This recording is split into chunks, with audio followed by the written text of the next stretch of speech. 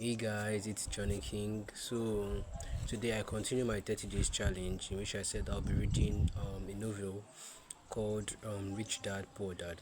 So today I'll be doing a summary of what chapter 2 talks about. Most people have this thinking that more money solves financial problem or good salary increases wealth. Chapter 2 of Rich Dad and Poor Dad explained that this is not true. The rich focuses on financial literacy, meaning they understand assets, liabilities, and cash flows. Here is the catch: rich people buys assets, poor and middle class people buys liability, thinking their assets. Rich people buys assets, poor and middle class people buys liability, thinking their assets. Example of an asset is a business, an investment, a rental property.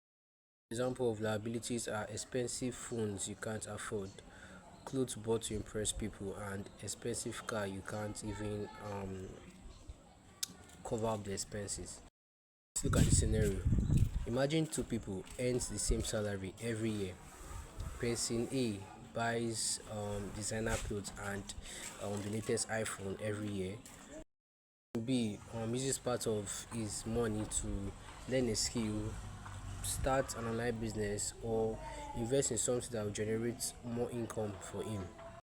5 years, person A still needs to work for money, but person B now has money coming in even while sleeping.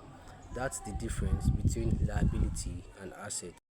What I basically learned from chapter 2 of Rich Dad and Poor Dad is that becoming rich isn't actually anymore, is about understanding how money works better.